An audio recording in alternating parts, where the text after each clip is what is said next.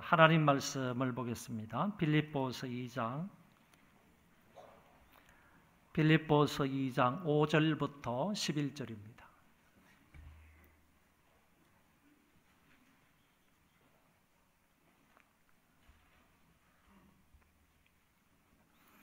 빌립보서 2장 5절부터 11절.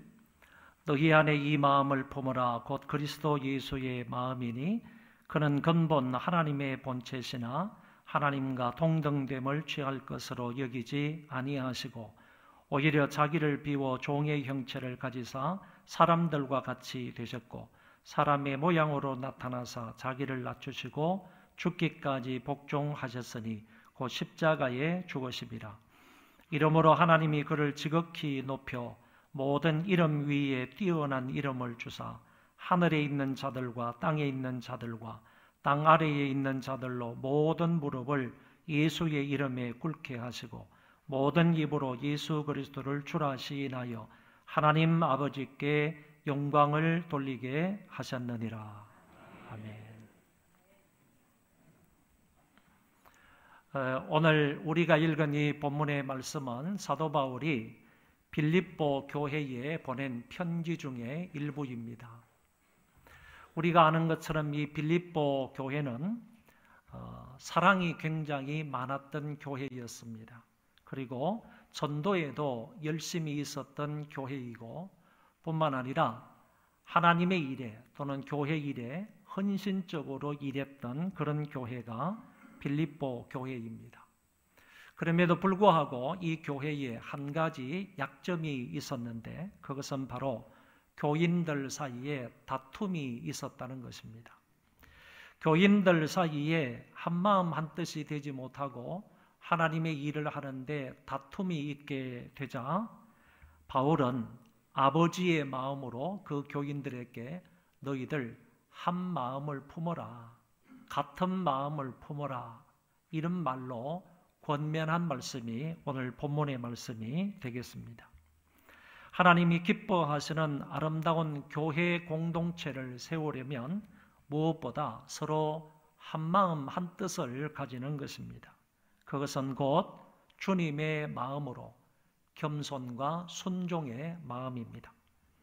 모두 겸손한 마음과 순종하는 마음을 품을 때 그런 교회는 건강한 교회가 되고 하나님의 기쁨이 되는 아름다운 교회가 될 수 있는 것입니다. 그러면서 바울은 여기서 가장 훌륭한 신뢰, 가장 훌륭한 모범적인 신뢰를 하나 말씀하고 있는데 그것은 바로 그리스도의 겸손과 그리스도의 순종에 관한 예를 들고 있는 것입니다. 그래서 먼저 오늘 그리스도의 겸손에 대한 말씀인데 이 부분에 대한 것은 지난 2월의 주제였기 때문에 2월 달에 그리스도의 겸손 또는 우리의 겸손에 대해서 많은 말씀을 들었습니다. 그래서 본문의 해당 구절만 간단하게 살펴보고 넘어가도록 하겠습니다.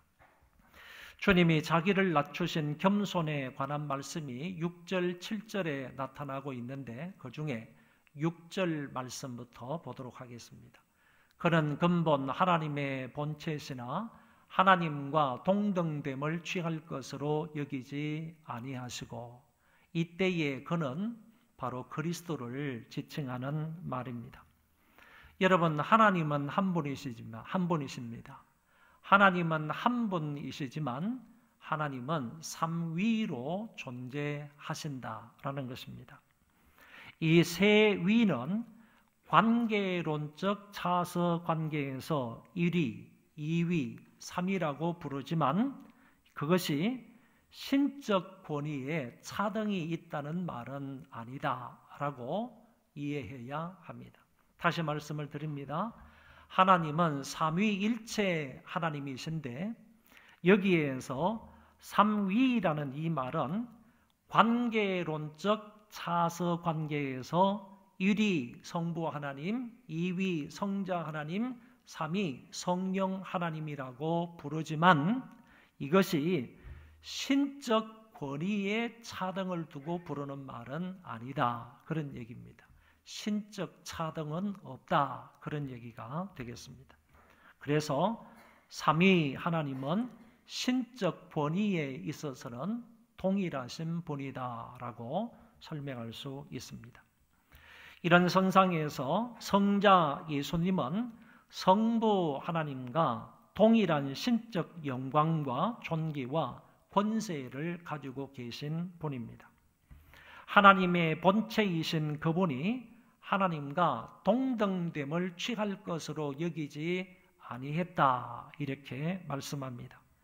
성자 예수님은 본질과 성품과 지위에 있어서 성부 하나님과 같은 위치에 있었는데 그 위치를 버리시고 이 세상에 오셨다라는 말씀입니다.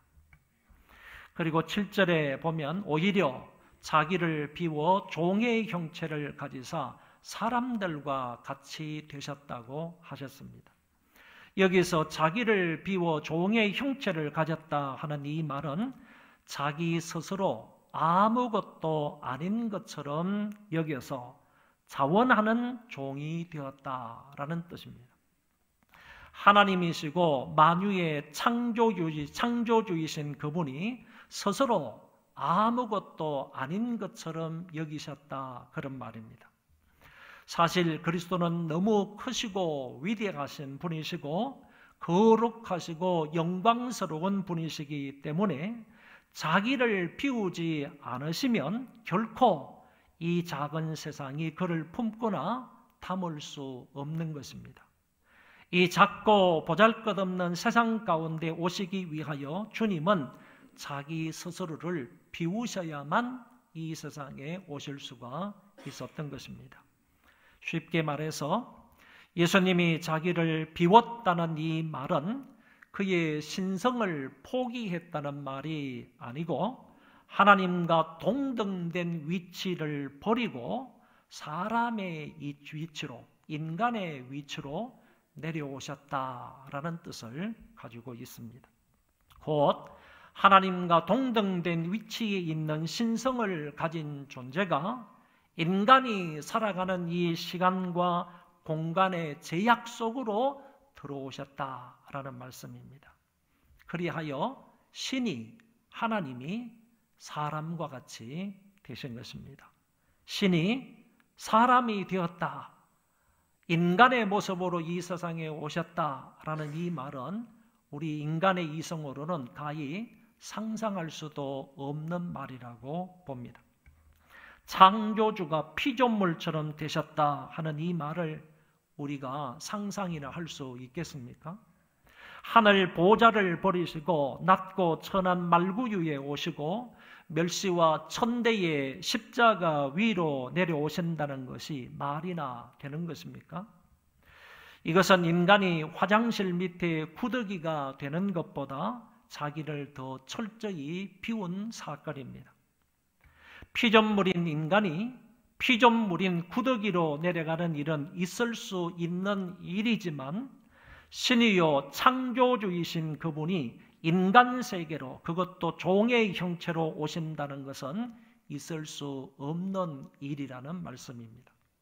그런데 그 주님은 하나님과 본체시지만은, 하나님과 동등되시지만은 인간의 몸을 입고 이 세상에 성육신 하셨습니다.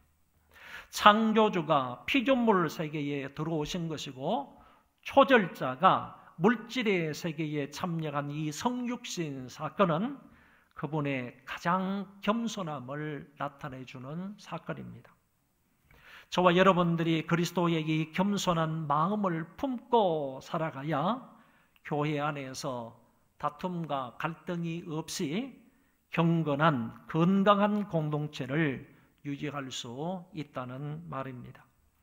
교만함 속에 있으면요, 우리 가운데 교만한 사람이 한 사람이라도 있게 된다면 그런 사람들로 인하여 교회 안에는 분명히 갈등과 다툼과 분쟁이 끊임없이 일어나게 됩니다.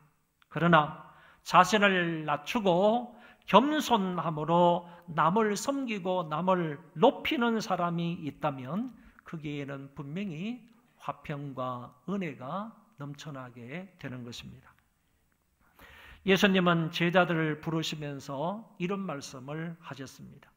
이에 예수께서 제자들에게 이르시되 누구든지 나를 따라오려거든 자기를 부인하고 자기 십자가를 지고 나를 따를 것이니라고 하셨습니다.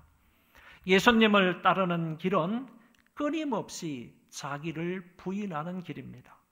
예수 그리스도를 따라가는 그런 사람의 삶은 끊임없이요 자기 자신을 낮추는 그런 삶이다 하는 것을 알 수 있습니다. 베드로 사도는 그러므로 하나님의 능하신 손 아래에서 겸손하라 때가 되면 너희를 높이시리라고 하셨습니다. 주님을 본받아서 이 땅에 겸손하게 살아가면 남을 섬기면서 존중하면서 살아가게 되면 때가 되면 하나님께서 그 사람을 반드시 높이시겠다고 하셨습니다. 소망교회 모든 식구들은 항상 주님처럼 겸손하게 삶으로 주님에 의해서 높임을 받는 인생들이 되시기 바랍니다. 우리는 이미 겸손에 관한 말씀을 여러 차례 들었기 때문에 더 길게 말씀을 드리지 않겠습니다. 모쪼록 우리 소망의 모든 식구들은 주님의 겸손함을 닮아가는 자들 되시기를 바랍니다. 다음은 그리스도의 순종하는 마음입니다. 8절에 이런 말씀이 나타납니다. 사람의 모양으로 나타나사 자기를 낮추시고 죽기까지 복종하셨으니 곧 십자가에 죽으심이라. 4월의 주제가 온유와 순종입니다. 그래서 우리는 이 주제, 특히 순종에 대하여 이번 주도 이 말씀을 상고해 보도록 하겠습니다. 성경에 나오는 그 어떤 순종보다도 더 감동적인 순종, 더 가치 있는 순종, 더 고차원적이고 더 온전한 순종이 바로 예수님의 순종입니다. 왜냐하면 오늘 성경에 있는 것처럼 주님은 죽기까지 복종하신 순종이기 때문입니다. 여러분, 요사이 신학적인 이슈가 되는 주제 가운데서 하나가 그리스도의 능동적 순종이라는 말입니다. 한번 따라 하시겠습니다. 그리스도의 능동적 순종. 지금까지 설교가 되어오고 뿐만 아니라 신학자들에 의해서 논의가 되어 왔던 그런 주제는 그리스도의 수동적인 순종에 관한 것들이 많습니다. 그리스도의 수동적인 순종에 관해서는 지금까지 교회에서 여러 번 강의되고 논의가 되고 설교가 되어 왔지만은 지금까지 별로 논의되지 않은 그런 주제가 그리스도의 능동적 순종이다 하는 말입니다. 오늘 우리가 순종이라는 말이 나왔기 때문에 이 그리스도의 능동적 순종에 관한 논의에 대해서 잠깐 쉽게 간단하게 말씀을 좀 전하고 다음으로 넘어가도록 하겠습니다. 그리스도의 이 능동적 순종이라는 말은 그리스도께서 출생부터 순환에 이르기까지 죄 없이 하나님의 뜻에 온전하게 순종하는 것을, 순종하신 것을 일컬어서 그리스도의 능동적 순종이다 이렇게 말합니다. 크기에 비해서 그리스도의 수동적 순종이라는 말은 그리스도께서 순환 가운데 그 어떤 저항도 없이 고통과 십자가를 감내하신 것만을 떼어서 주님의 수동적 순종이라고 말하는 것입니다. 그리스도의 능동적 순종을 통하여서는 그리스도의 의가 우리에게 전가되었고 그리스도의 수동적 순종을 통하여서는 우리의 죄를 용서해 주셨다라고 말할 수가 있습니다. 그래서 이 온전한 순종을 통하여서 우리의 죄를 용서하시고 또는 그리스도의 의를 우리에게 전가시켜 주심으로 우리가 영생과 구원을 얻을 수 있게 되었다라고 설명합니다. 그래서 이 두 측면의 순종을 통하여 합하여 우리의 구원을 위한 하나의 온전한 순종이다, 이렇게 표현을 하는 것입니다. 결국 이 문제에 있어서 약간의 논란은 있지만은 우리는 우리의 죄값을 치르기 위한 십자가의 순종과 우리를 의롭다 하시기 위한 적극적인 순종 모두를 통하여 저와 여러분들이 구원을 받게 된다라는 사실입니다.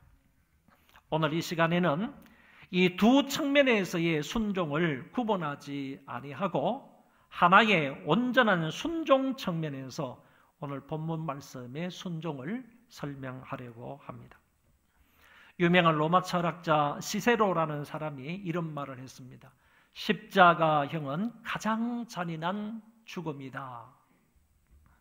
예수님이 그런 죽음을 죽으신 것은, 다시 말해 십자가 위에서 피를 흘리시고 살을 찢으신 것은 하나님의 뜻에 순종하기 위함이었습니다. 인간들은 하나님과 맺은 그 언약을 어기고 그리고 죄를 범하게 되었습니다. 그 언약의 내용대로 인간은 그 죄로 말미암아 죽음을 맛보게 된 것입니다. 그런데 그들을 살리기 위해서는, 죄로 말미암아 죽을 수밖에 없는 그 인간을 살리기 위해서는 반드시 그들이 지은 죄값을 치루어야만 합니다. 그 죄값은 바로 죽음입니다. 죄인의 죄를 속하기 위해서 피 흘려 죽어야 한다는 것입니다. 왜 그런가 하면은 그 피에 생명이 있기 때문입니다. 이 일을 대신 실현하기 위해서 성자 예수님이 하나님의 본체이시지만은 동등됨을 취할 것으로 여기지 아니하시고 사람의 몸을 입고 성육신 하셔서 십자가에서 달리셔서 우리의 죄를 위하여 피를 흘리셨다, 그런 얘기입니다. 이 사건이야말로 순종의 극치이다라고 말할 수 있습니다.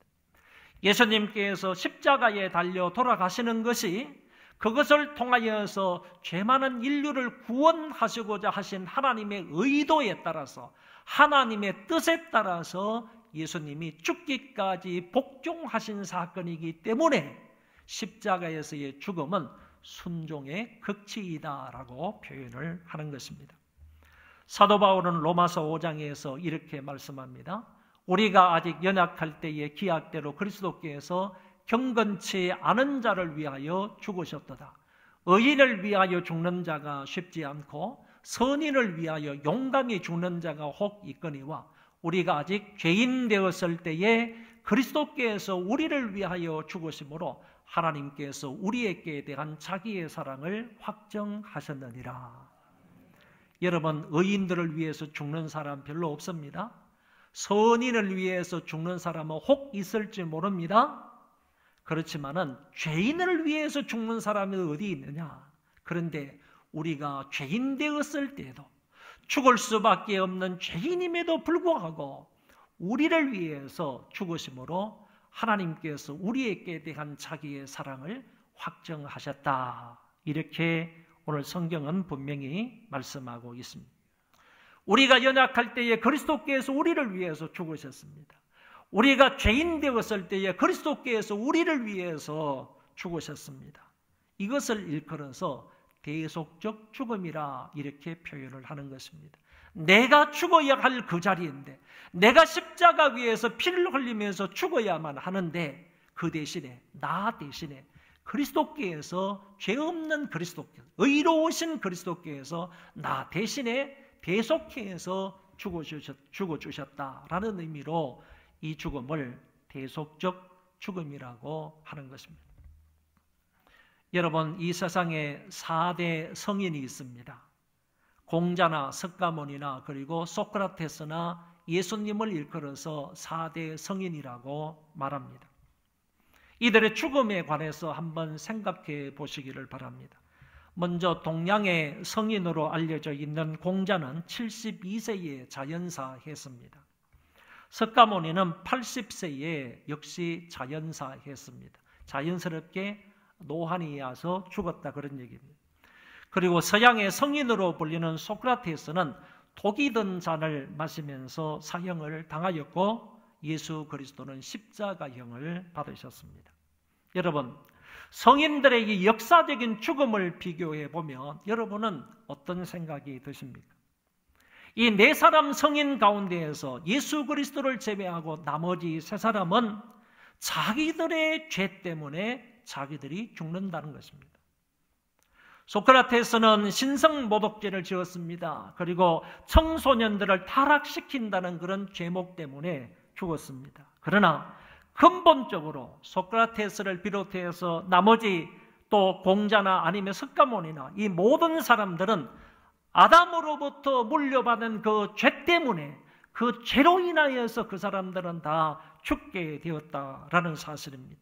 그러나 우리 주 예수 그리스도께서는 죄가 없는 분으로서요, 우리의 죄를 대신하여 십자가 위에서 피를 흘려 돌아가셨다는 말씀입니다. 이 대속적 죽음을 죽으신 분은 바로 그리스도 예수이시다. 그리스도 예수의 대속적 죽음을 통하여서 저와 여러분들의 죄가 사해질 수가 있다 하는 점입니다. 모든 사람들은 자기 죄 때문에 죽지만은 그리스도는 의인으로서 우리의 죄를 대신 짊어지고 돌아가셨습니다. 베드로 사도가 이 사실에 관하여서 이렇게 말합니다. 그리스도께서도 단번에 죄를 위하여 죽어서 의인으로서 불의한 자를 대신하셨으니 이는 우리를 하나님 앞으로 인도하려 하심이라. 할렐루야. 사도 바울도 로마서에서 이렇게 말합니다. 한 사람이 순종하지 아니함으로 많은 사람이 죄인 된 것 같이 아담 한 사람이 순종하지 아니함으로 많은 사람이 죄인 된 것 같이 한 사람이 순종함으로 많은 사람이 의인이 되리라. 한 사람 예수 그리스도가 죽기까지 순종하심으로 많은 사람이 의인이 되리라고 말씀하고 있습니다. 그리스도께서 십자가에 죽기까지 순종하심으로 우리가 의인이 되었다고 말씀하고 있는 것입니다. 이것이 순종이 오늘 우리에게 미치는 가장 큰 영향력이다. 십자가에 예수 그리스도께서 죽기까지 순종하시고 복종하신 그 결과, 그 영향력이 오늘 우리에게 어떻게 미쳤느냐? 바로 예수 그리스도께서 가지고 계신 그 의가 우리에게 전가가 되므로 저와 여러분들이 하나님 앞에서 의롭다함을 얻었다는 것입니다. 그래서 이 순종의 결과가, 그리스도의 순종의 결과가 그 죄인들에게 미친 가장 큰 영향력은 바로 그리스도로 말미암아 얻게 되는 의로움이라는 겁니다. 이 의로움을 얻게 됨으로 인하여서 하나님 앞에 심판을 받지 아니하고 영생을 얻는 자가 된 것입니다. 마지막으로 주님은 겸손하게 사셨고 또 뿐만 아니라 순종하여 사셨는데, 그러면 그 순종의 결과가 무엇인지를 말씀을 통하여 간단히 세 가지만 살펴봅니다. 9절부터 11절에 세 가지 순종의 결과가 나타납니다. 먼저는 하나님이 예수님을 지극히 높여 주셨습니다. 주님은 하나님과 본체이시나 자기를 비우시고 사람과 같이 되셔서 마침내 십자가에 죽기까지 아버지의 뜻에 순종하셨습니다. 주님은 한 번도 하나님의 뜻을 거역한 적이 없으시고 육체를 입고 계실 때에는 한 번도 아담처럼 하나님과 같이 되어보려고 하는 적이 없었습니다. 자기는 아무것도 아닌 것처럼 비우고 또 비우셨던 분이고, 겟세마네 동산에서 붙잡히실 때 로마 병정들에게 붙잡힐 때에도요 12영 더 되는 천군 천사들을 부려서 그들을 단번에 죽일 수도 있었지만 우리 예수님은 그리하지 아니하셨습니다. 십자가 위에서 모진 고난과 수모와 멸시와 천대를 받으시면서도 저희를 저주하시거나 단번에 죽이시지 아니하시고 오히려 저들의 잘못을 하나님 앞에서 용서를 빌었습니다. 마침내 그 십자가 위에서 다 이루었다라고 하시고 운명하셨습니다. 하나님이 끝까지 자기에게 순종하는 자기 외아들 그 그리스도를 보시고요, 그를 다시 살리신 것입니다. 끝까지 죽기까지 자기에게 순종하는 그 그리스도를 보시고요, 그를 다시 살리시자 지극히 높은 자리에 앉혀주셨다는 겁니다. 바로 하나님 보좌 우편에 그 그리스도를 앉혀주신 것입니다. 하나님은 자기와 동등된 위치에서 피조물로까지 낮아지신 그 그리스도를 다시 지극히 높은 자리로 높여주셨습니다. 자기를 낮추는 자를 높이시겠다고 거듭 약속하신 하나님은 독생자 예수 그리스도를 만유의 주로 높여주신 것입니다. 두 번째, 그리스도의 순종의 결과는 하늘에 있는 자들과 땅에 있는 자들과 땅 아래에 있는 자들로 모든 무릎을 예수의 이름에 꿇게 하셨습니다.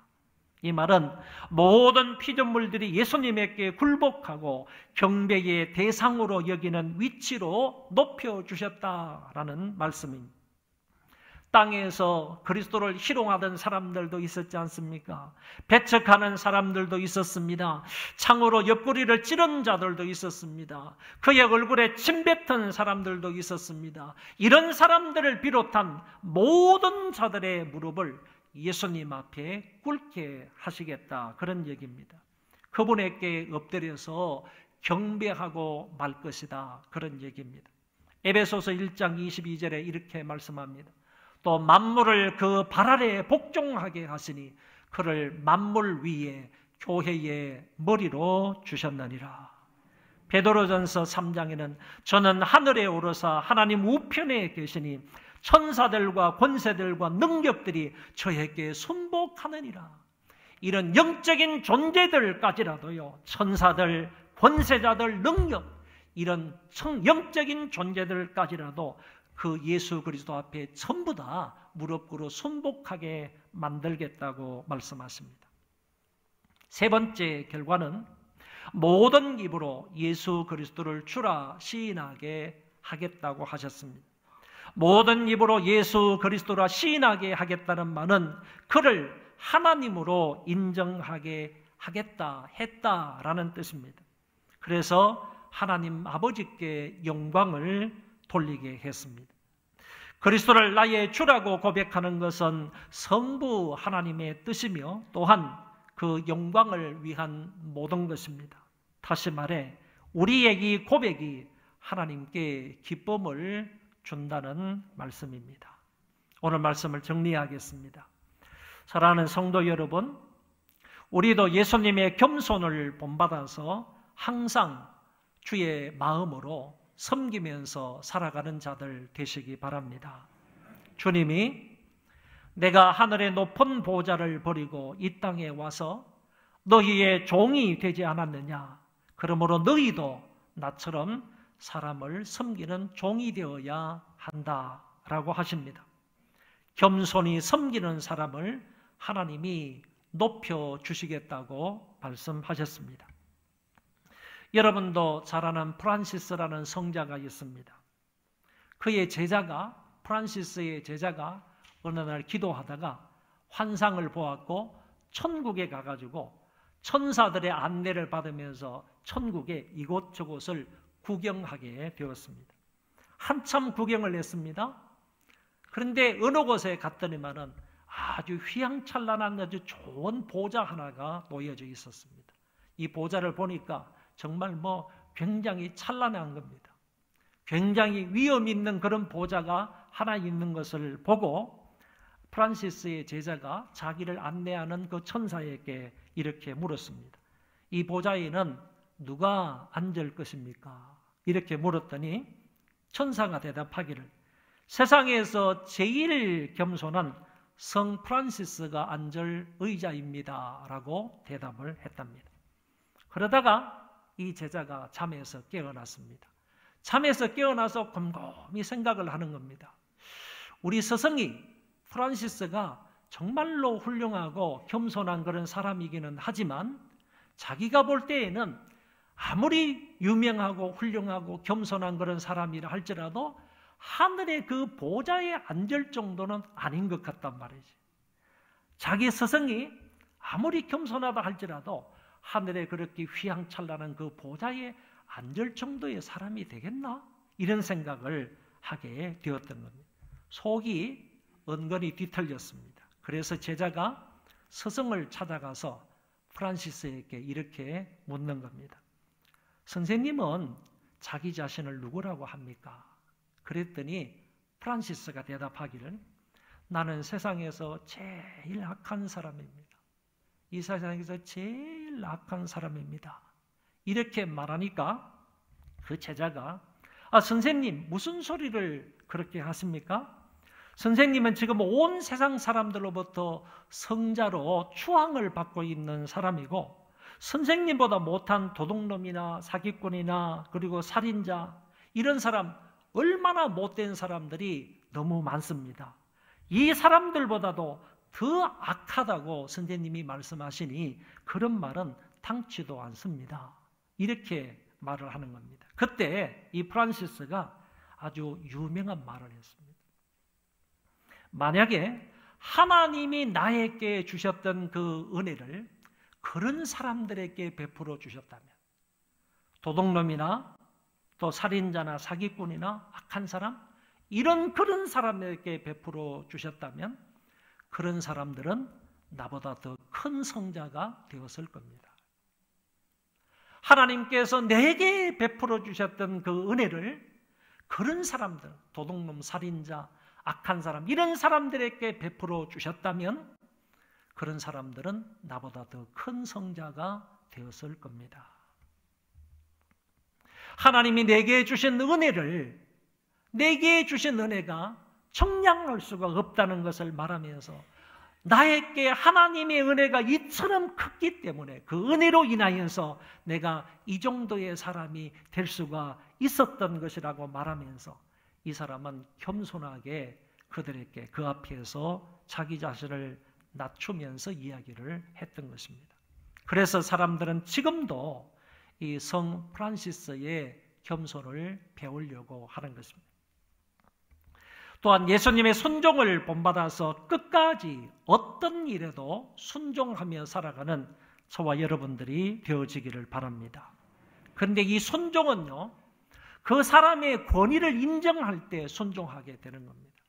그 사람의 권위나 어떤 것에 대한 권위를 인정하지 아니하면 그 앞에는 결코 순종이 있을 수가 없습니다.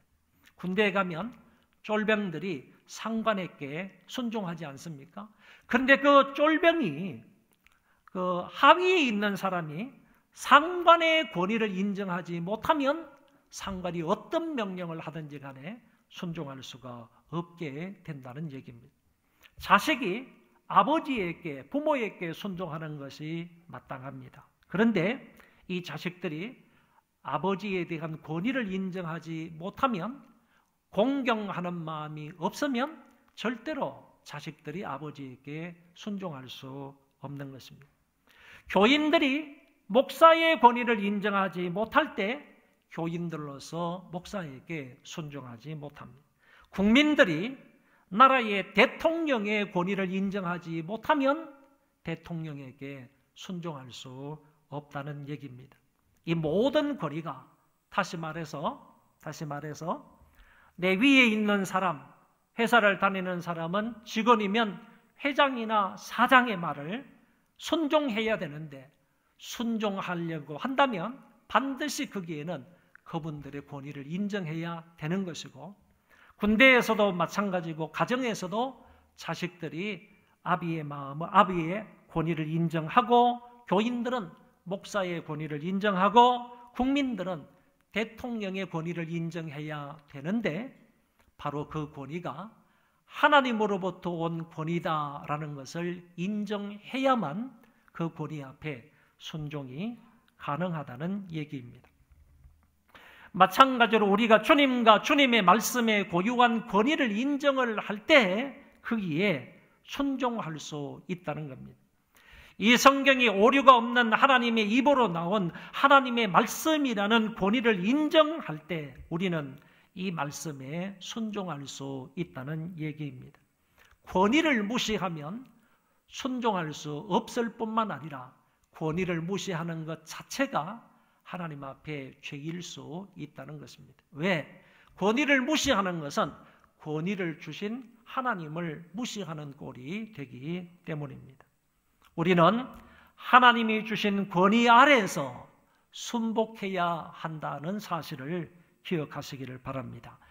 죽기까지 순종하신 주님의 이 성품을 닮아서 저와 여러분들도 그때까지 순종하며 살 수 있기를 바랍니다.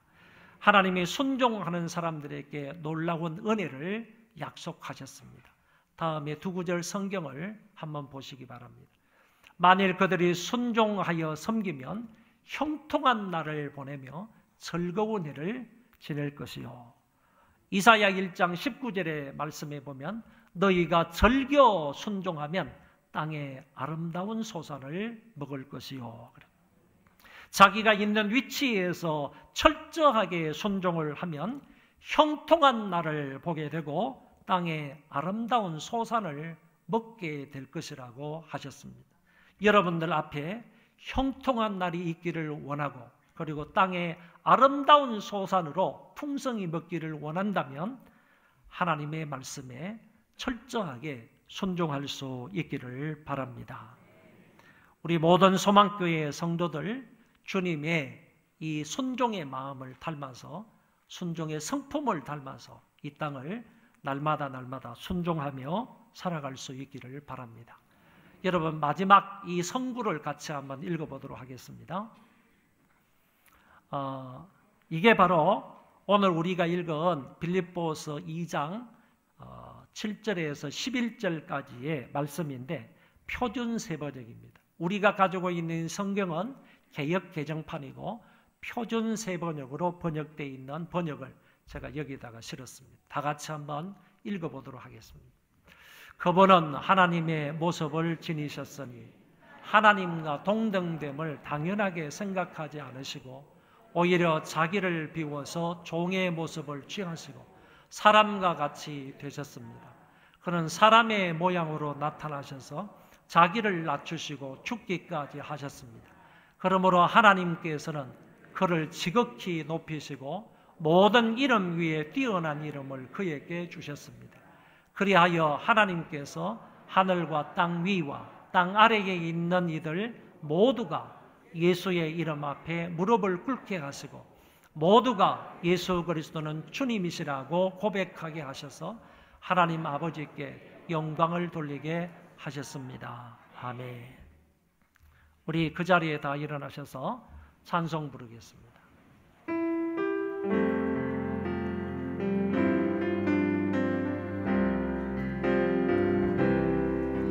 주님 말씀하시면 내가 나아가리다. 주님 뜻이 아니면 내가 멈춰서리다. 나의 가고 서는 곳 주님 뜻에 있으니 오 주님 나를 이끄소서. 주님 말씀하시면 내가 나아가리라. 주님 뜻이 아니면 내가 멈춰서리라. 나의 가고 서는 곳 주님 뜻에 있으니 오 주님 나를 이끄소서. 뜻하신 그곳에 나 있기 원합니다. 이끄시는 대로 순종하며 살리니 연약한 내 영혼 범하여 일하소서. 주님 나라와 그 뜻을 위하여 뜻하신 그곳에 나 있기 원합니다.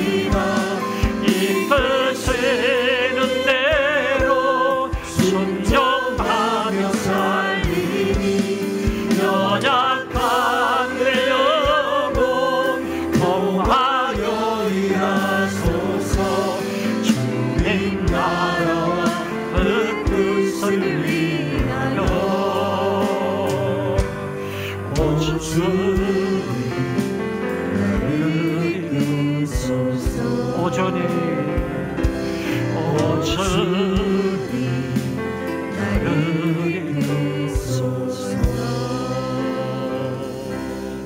죽기까지 복종하신 주님의 그 순종함이 우리에게도 있게 해달라고, 우리도 순종의 성품으로 살아가게 해달라고 함께 통성으로 기도하겠습니다. 하나님 아버지,